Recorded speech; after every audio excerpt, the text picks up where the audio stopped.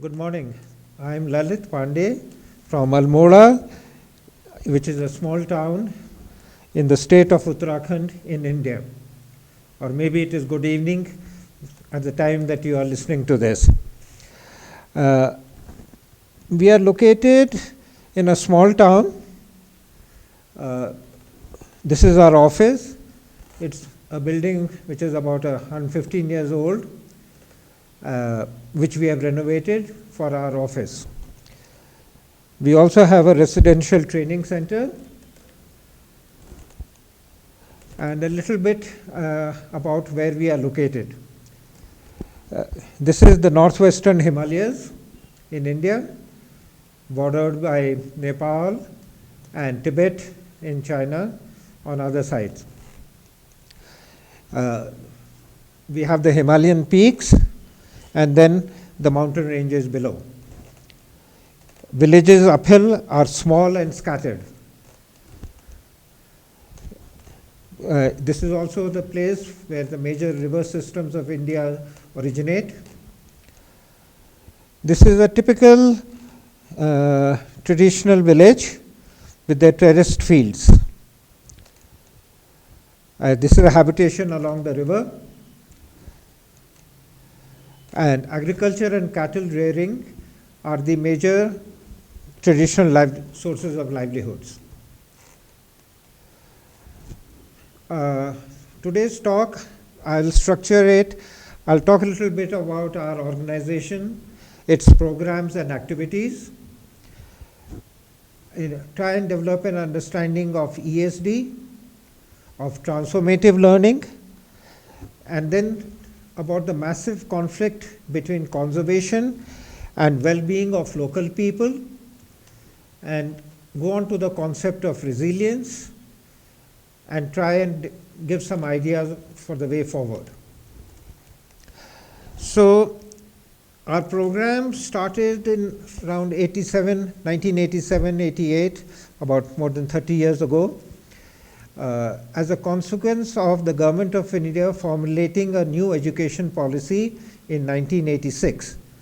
In this, for the first time, environmental education was given some prominence, and it was suggested that some non-profits along with the state educational departments and universities may start some programs and activities on locale-based environmental education. When we started, we were a collection of people from different backgrounds, not necessarily formal educators. There was an aeronautical engineer who had become a spiritual man, a retired professor from an agriculture university, a retired civil servant, a mechanical engineer, a person who had studied botany, and another who had done geology in the university. And so we sort of had a slightly fresh mind.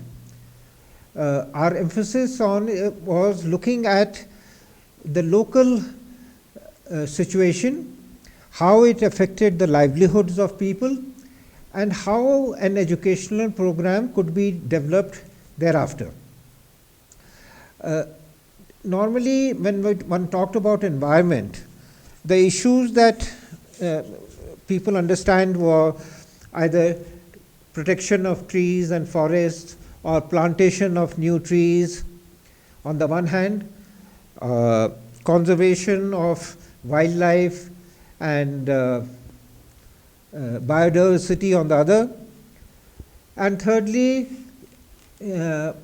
cleaning up the polythene, pollution, and waste. But we felt that we should, and maybe now climate change has been added to it. But when we looked at from the ground level up, people's livelihood and environment were closely related, because this area, one of the things to understand and realize is that there are people living here. This is not absolutely devoid of human population. There is a considerable population living here, though it may be scattered and small hamlets. We therefore had a sort of some advantage that we had an open mind. We were not either specialists in botany or zoology or some such aspect which would have restricted our vision to maybe some in a different direction. The other thing was that we wanted to work both with the formal school system as well as communities, so that there is no divorce between the two and there is some relationship between them. And one of our programs, I will now talk about our different programs, both in the formal schools and with the community, and how we tried to link them up. So we started in 1988. First we tested a program in grades 9 and 10. That would be about ages 15, 16. Our work was to develop a curriculum. A workbook was in itself a big exercise and something new for the schools, because they were not used to doing such practical work in a workbook model. Also, it involved many subjects coming into it. For example, there was a little bit of history. The children were supposed to go to the villages and talk to the elders in the community about how life existed, say maybe 50 years ago or 60 years ago. There was also some geography, making a map of the village. There was a little bit of arithmetic on how to find and calculate averages of different observations. So this quantification and some calculation was also involved.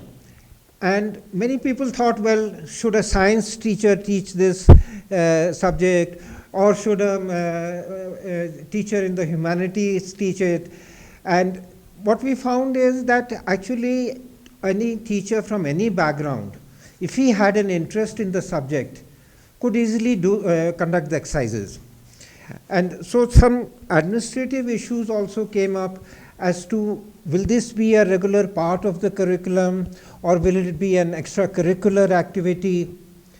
And we found that if it is being done as an extracurricular activity, then there was not much seriousness. So we tried to mainstream it as a special course.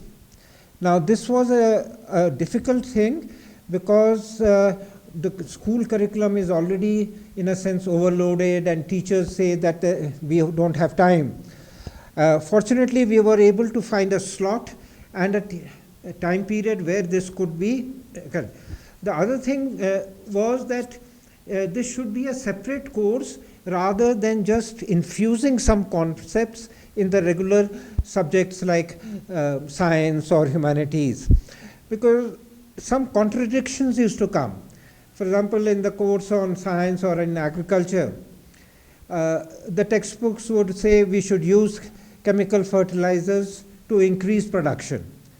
And if we infused a sentence saying, but these chemicals are harmful to health, then children are getting conflicting messages. So one of the things we felt was that it should be a separate course rather than something which is just infused with concepts in the mainstream educational program. As these books were, we were also doing teacher training, but we, being a small organization, could do teacher training up to about 500 schools. And then the state education department and their teacher training institutes took over the jobs of conducting on a larger scale. And here one issue that comes up is when you scale up, there is a transmission loss. We may be able to get the workbook across, but the spirit with which we were doing the work and the spirit with which the routine or the regular programs are conducted are slightly different. And one has to think that if you develop a new idea, how does it spread to a large number of schools? The salient features of this course, it is called Our Land, Our Life. It is locale specific. The village surrounding the school is the laboratory for this workbook. It is quantification is an important part, and visualizing the village as an ecosystem. Land degradation is the major issue here. There are no industries in this region, so there is no pollution or things like that. And the idea was that children will learn some the skills and concepts to improve their own situation in the village. And this is a diagram which sort of shows the village as an ecosystem. We have human habitation, the agriculture fields, cattle, and forests. Now you must realize that this area is mostly rain-fed agriculture, so that the use of chemical fertilizers is very limited to places where you may have irrigation. Therefore, you need compost made from manure, and this is the major source of nutrition for these fields. And to make this manure, this farm, you not only need the cow dung, but you also need leaves from the forest to make the manure. So the forest, and if depending on the species of forest, if you had, for example, broadleaf oak forest, they form a good manure. While if you had pine trees, the pine needles don't make such a good manure. Then you also use bullocks for ploughing the fields. Since the fields are very small, it is not possible to use tractors, though now some handheld machines are coming. But traditionally, the bullocks were used for providing power. And milk production from these cattle was very little because they are normally sent for open grazing in the forest. Also, from the forest, you get feed for the cattle, especially green leaves in winter. From the forest, you get water, and this is a traditional source, which is a spring. And most habitations are built around these springs. Now, it depends on the forest cover which provides this water. If there is a good forest cover and good humus on the ground, then more water will sink into the soil, though we have adequate rainfall. However, if it is degraded, then all the water will flow down and also the soil will be lost. It also gives fuel wood for cooking, and this was a very important part, a very major consumption of wood. Also timber for building. And from the grains, for the human beings. Now, if all these activities are balanced, then we would say that this ecosystem is healthy and in equilibrium, and there would be no shortage of any particular thing like water or wood. And the identification of this shortage is part of that exercise, that what are we firstly understanding how is our village constructed, and then after these practical measurements, what is our shortage and can we do something about it? How do we increase our forests, and why we should increase it, with what species, how should we conserve more water, for example. So measurement of rainfall, water yields, fuel wood, these were the exercises that are in this inherent in this workbook. These are the books. The teaching methods used were dividing the class into 10 teams. So group work was emphasized. A visit to the village was emphasized. Now these were all new things for the teachers, because normal classroom teaching is the teacher stands on the board and there is a passive student audience which is given some information. So what this was doing was not only a different way of teaching, it was different concepts, and it could not be simply considered as one discipline. Normally we think in terms of physics, chemistry, botany, mathematics, language. And so this meant that you had to think also in a system way. And thinking systematically is again a different, because we are normally used to linear think of cause and action. For example, our science, even if you take simple like Newtonian mechanics, that you push something with a force and something happens. So it's a cause and effect. But here there is a feedback and a loop and a system thinking, which is a slightly different way of thinking. For example, because a cause here may have an effect somewhere else. If you cut a tree here, it may have an effect somewhere else. Even in this village, for example, the 4 components is normally you think of human beings and their health, you need medical. When you think of agriculture, you think of an agriculture scientist. When you think of the forest, you think of a forester. When you think of cattle, you are thinking of a dairy expert. But here we are trying to think that these are all connected. And this connection and this system way of thinking was one of our main of our course. And then sitting together and analyzing data, going to the field and measuring. Now these were also a new concept. The second big program that we started was what we call Balwadis, or preschool education for 3 to 6 year children. Now how did this start? When we went to the villages, we asked the people, and particularly women, what is it that they want, or what is it that is hurting them most? They said, it is do something for our children. If you look at the sociology of this area, the women have to do most of the field agricultural work, looking after the children, household work, fetching fuel wood and water, etc. Since there are very few avenues of local employment, the male population tends to migrate. And many villages, it's only women, old people, and children living there. So the women were very hard worked, and looking after the young children was problematic. In many places, they would just lock them up in a room or tie them up so that they could have a few hours to go to the field.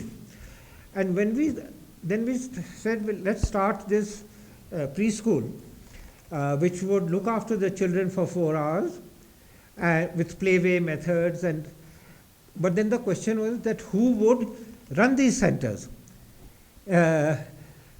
Education at that time, I'm talking about 30 years ago, was very limited, and it was difficult to find a girl or a young woman who could do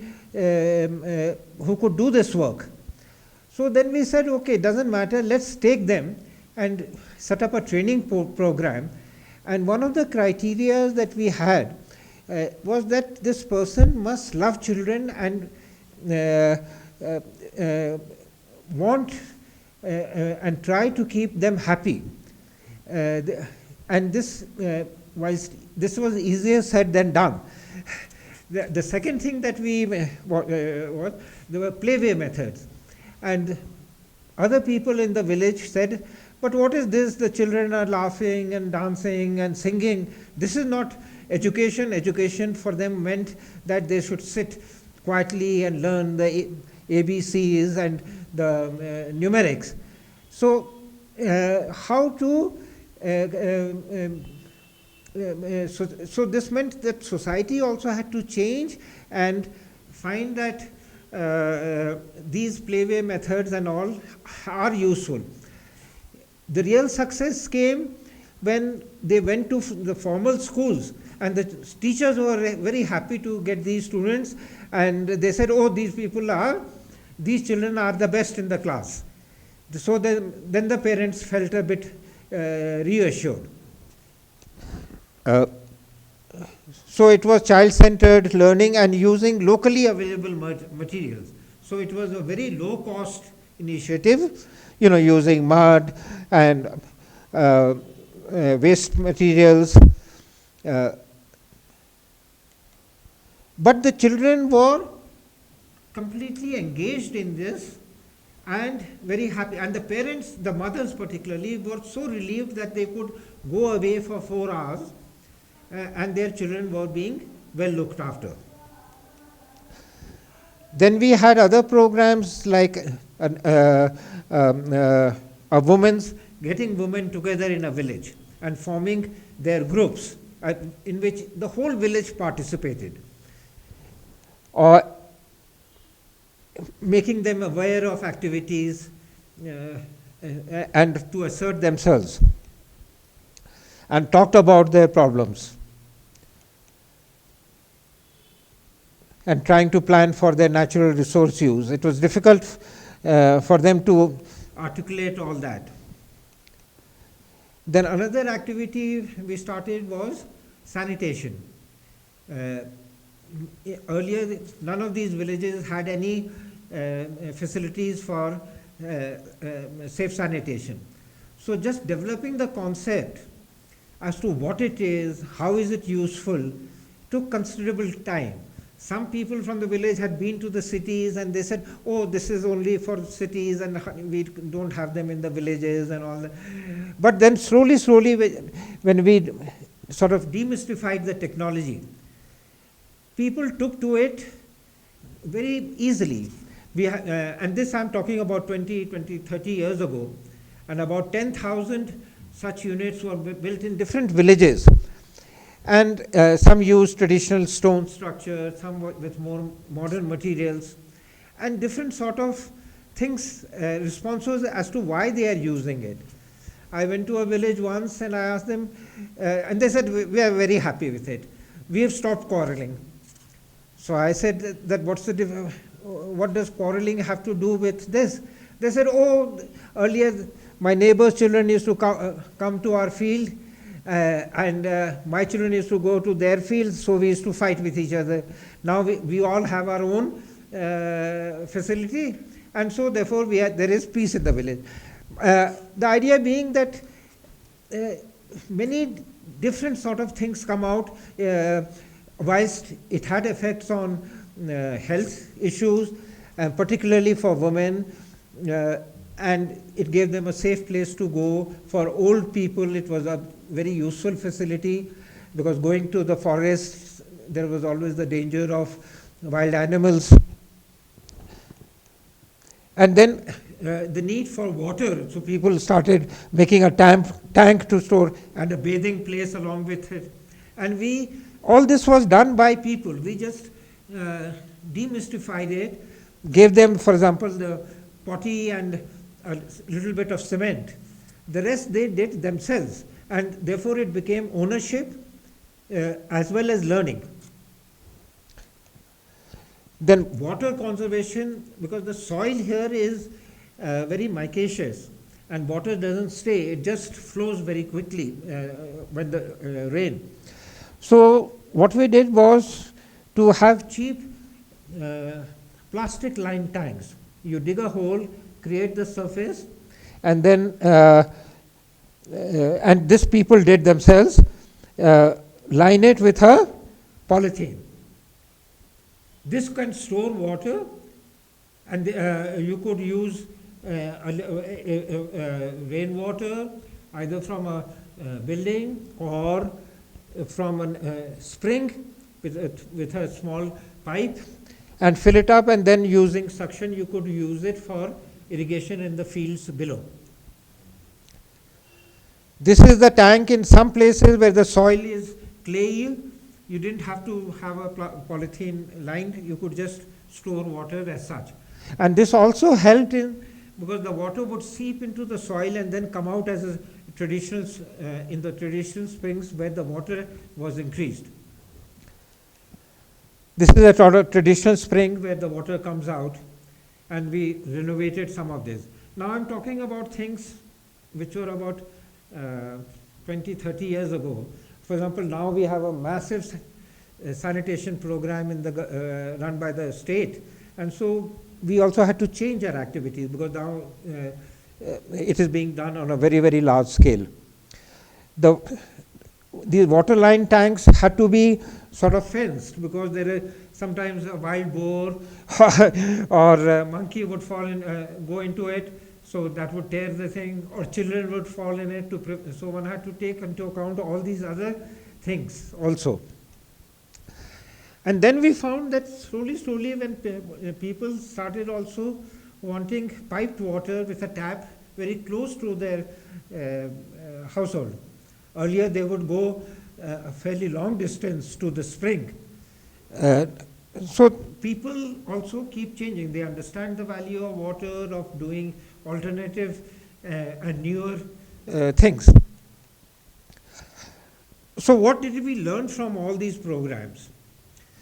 Perhaps the major takeaway was that people must identify their problems and learn to solve them themselves.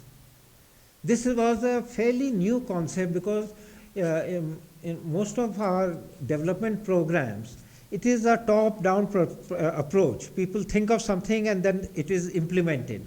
Here we were challenging people to think and come out with their own solutions. And this was a very important part of it, of the learning process. The other thing that we were doing that was trust. That we were working with villagers and communities, and we realized that trust is the most important thing, and transparency in our working with people. This is again easier said than done.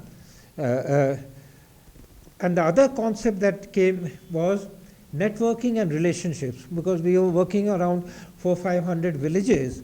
And when we had workshops and training programs in our center here, people would come from different communities and then they would exchange with each other ideas. And this was perhaps the biggest learning experience. If you had an audience and gave a lecture, the learning is not so great. But when they get together and one woman from a village says that, look, we have done this in our village and these are the problems doing it. Then the other one learns, oh, now we will do it in our own village also. And this sort of thing was a tremendous learning opportunity. I believe now, even in academic institutions and universities, this concept of networking among faculty of different universities is also a way of doing research. So perhaps some ideas, even at the very high level and down at the very community level, are similar. Then when we were doing all this education, the question that came was, what is this thing called development? Because that is a big word, especially in the underdeveloped world and in our society and in our country. And perhaps it means to a greater extent the improvement in the economic or in economic growth. And if you think about it, economic growth and environmental concerns do not follow the same path. and therefore conflicts also arise. And if you try to just combine everything, then it becomes a bit wishy-washy. And if you just dig in your heels on one side, then you forget the other aspect. As far as ESD is concerned, we took the following definition: improving the quality of human life while living within the carrying capacity of supporting ecosystems. And then we went a bit further. If I present a sort of graphic, that we have our traditional life like so, and we want to go to a different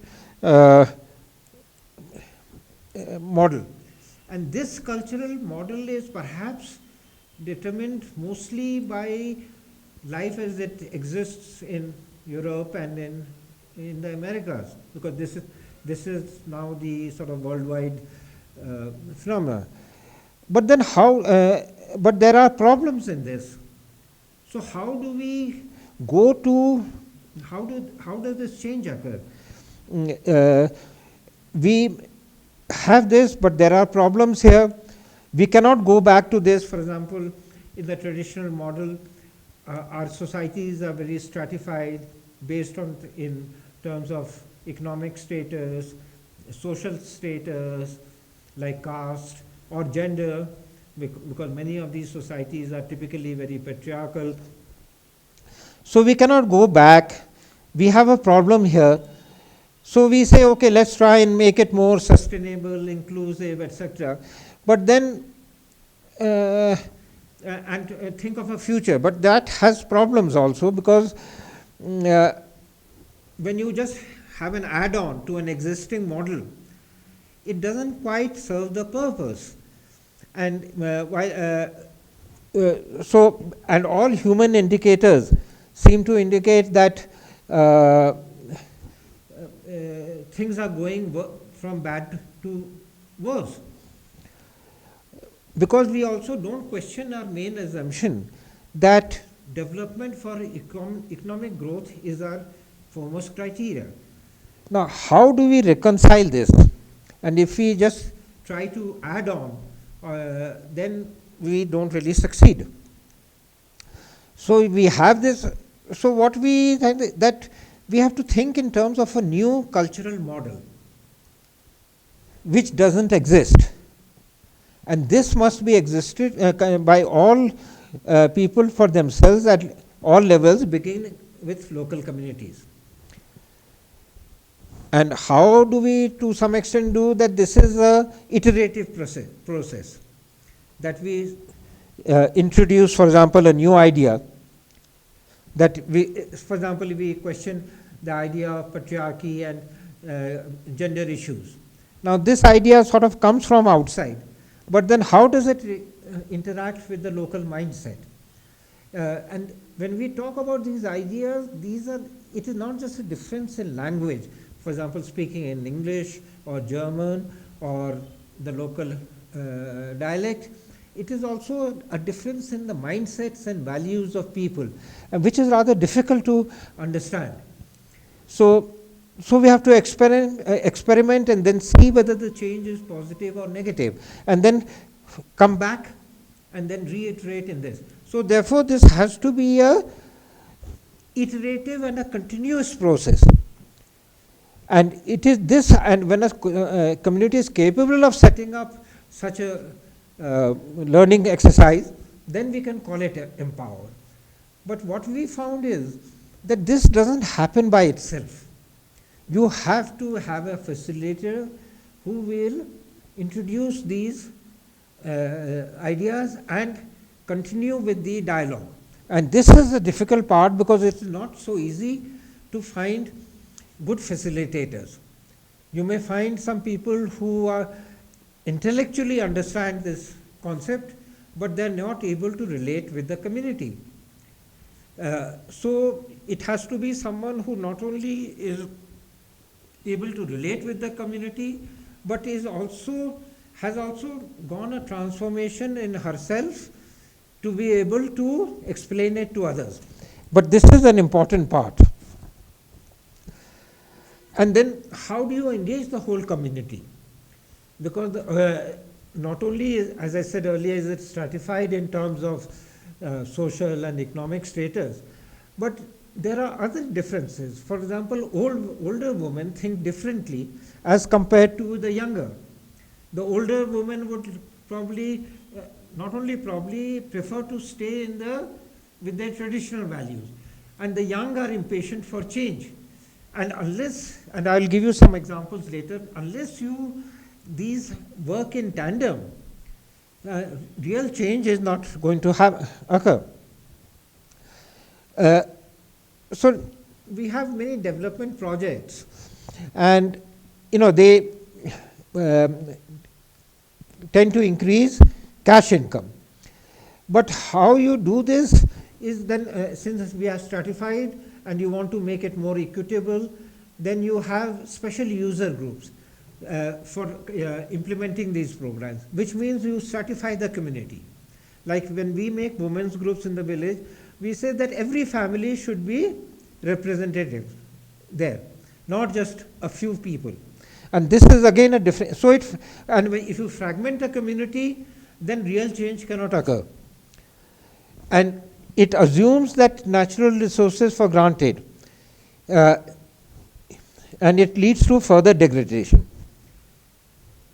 The other thing that we learned was that we have to also consider the communities of scientists, administrators, policymakers. Perhaps we missed out, have not been doing much with this because we were so busy working with the community and trying to make positive changes there, that we sort of did not pay much emphasis on this. But we also realized that these people are, and what they do is very important, and they don't, there is a disconnect here with local people. So, is the environmental crisis for real? And how do you explain it to the poor and marginalized? I mean, as a scientific piece of work, yes, one may have done something wonderful about capturing the environmental crisis, but how do you explain it to the local community in a context which is far in real terms? And is there a technical solution for this? For example, earlier we have had so many exercises. For example, a long time ago, Malthus said that we will have a problem, or the Club of Rome, and somehow technology has been able to continue growing and provide better standards of living for many people. So there are sort of question marks about all this. And the other thing is, of course, how do we have a transformation in our attitudes? Talking about teachers and curriculum, we have another problem that of our colonial past, where people were just told, you do this, and very little scope for initiative or alternative thinking on the part of the teacher. So this is a big stumbling block. The other thing is, in modern day society, that education is supposed to prepare me for a, quote, a good job. That means getting good grades in the formal subjects. And this is, so you tend to look at environmental issues as a comparatively lower priority.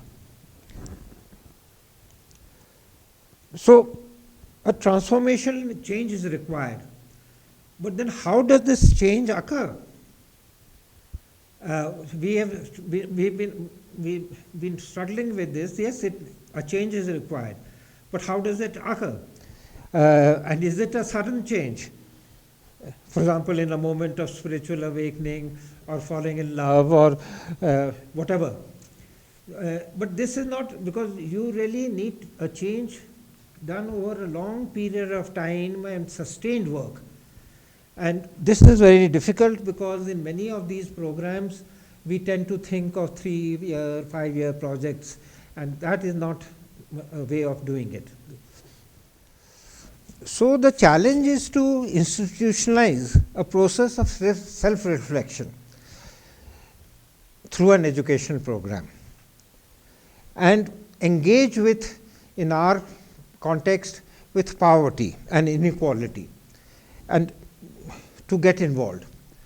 Again, this is the real, because writing this is comparatively easy, but we find that intellectuals and academics are unable to get involved or engage. They can give solutions at an intellectual level, but how do you engage with people in these issues? The other point that I want to emphasize is the difference between local efforts, state level interventions, and legal issues.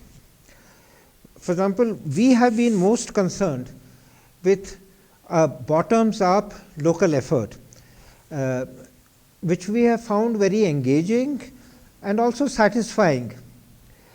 But when you look at interventions at the level of the state or international interventions, and I mentioned a little bit of it earlier, they do it at a scale where,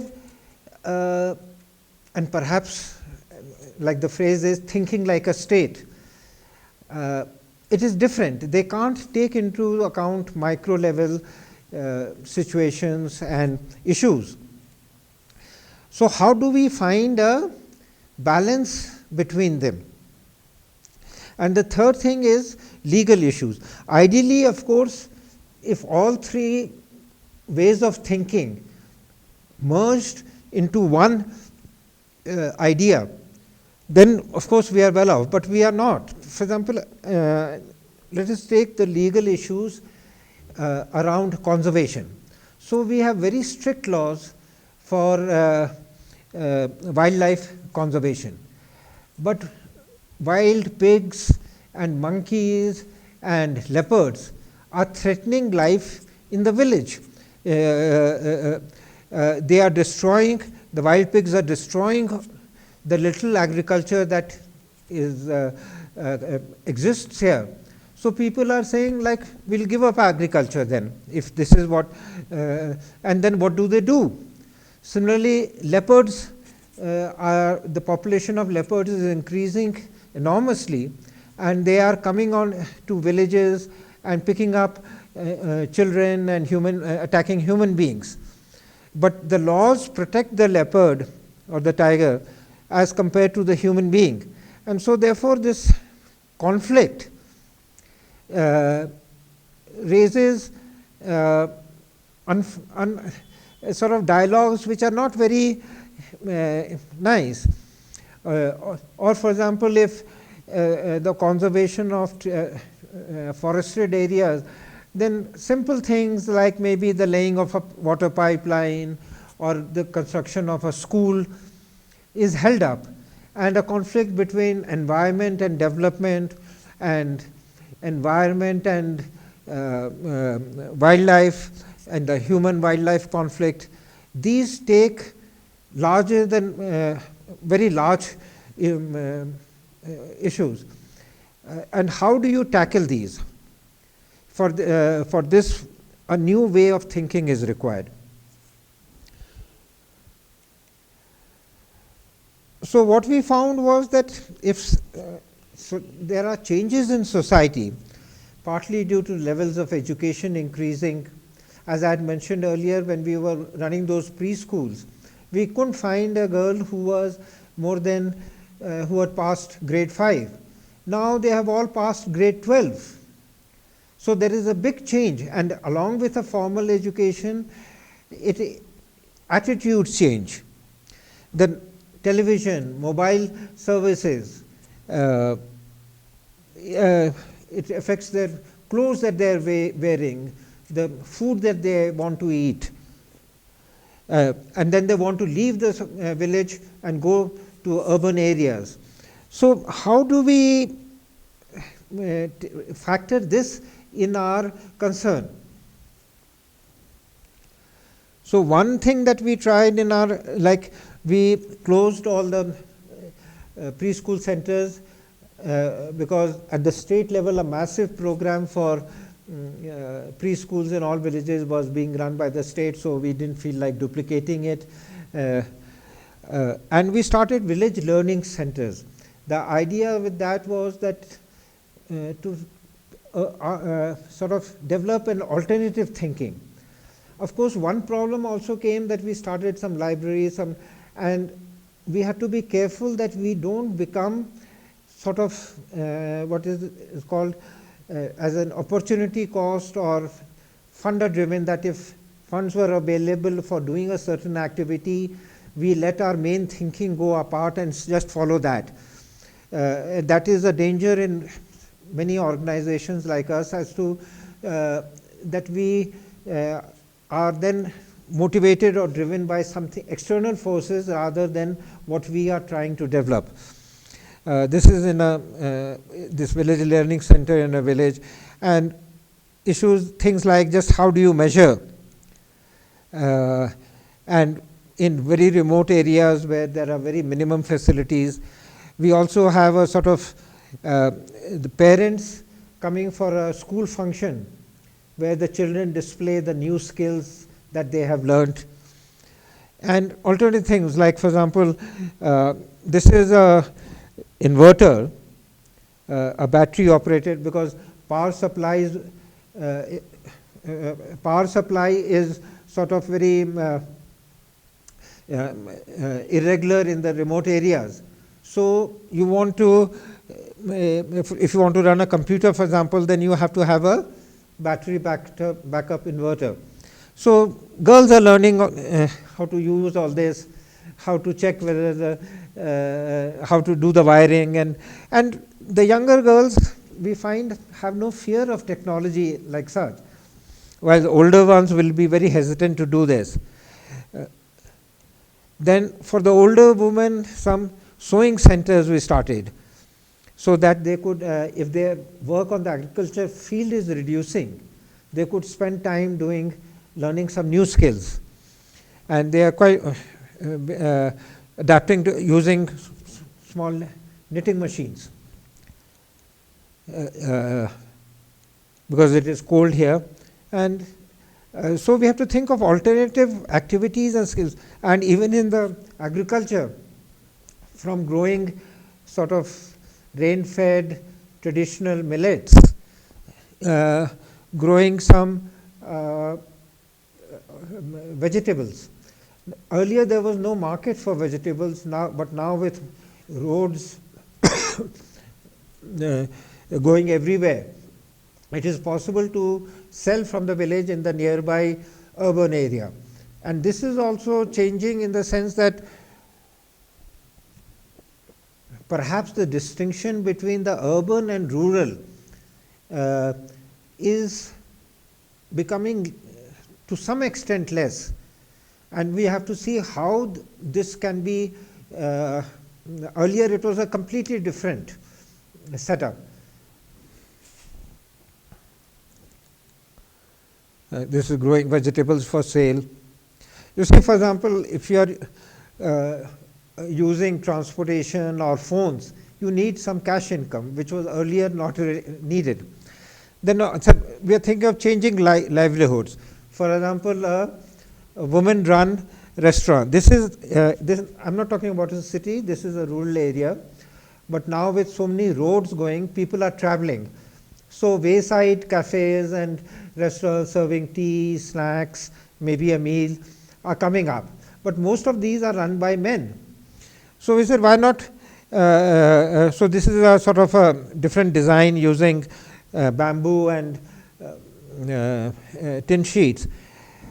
However, what we found that there is an initial reluctance of women to work in a public space like this when you have traditional societies. So we have to bring in a change in the community that there is nothing wrong in the women working in such a place.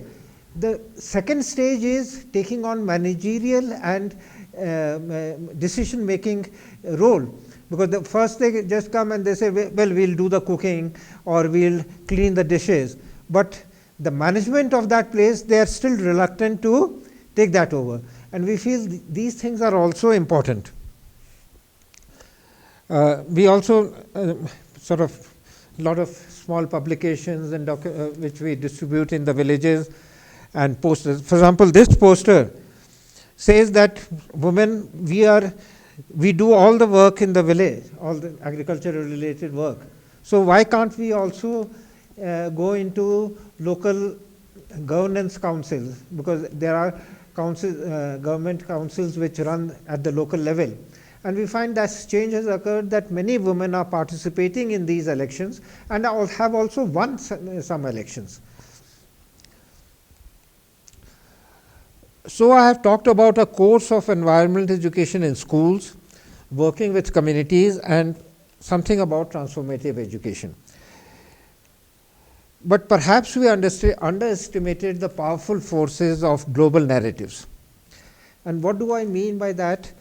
You see, environmentalism at the global level is perhaps looked on more as conservation in an ecologically fragile and biodiversity rich region. What this means is that, but there are people living here. If the population was very small, it could have been moved out, but there is a fairly significant population. And when you look at conservation, for example, whether it is biodiversity or climate change, the ultimate action at the community level is planting more trees, and that too as a voluntary service. Now, the poor over the last 30-40 years have seen that, well, that time also people used to talk about planting trees, then you talk about sustainable development, again it is planting trees, and our life, now you are talking climate change, again it is planting trees. So our life is not changing in these 30 years. We are becoming poorer and becoming marginalized. So they have lost an interest in doing these activities. And also there is a difference in how people interpret what the local people were saying. Earlier, for example, we had a narrative that the women in the hills are traditional conservators of trees and forests. Now, what they were saying actually was that, look, our life is dependent on the forest. For example, as I told, for getting fodder for the animals or wood for cooking, etc.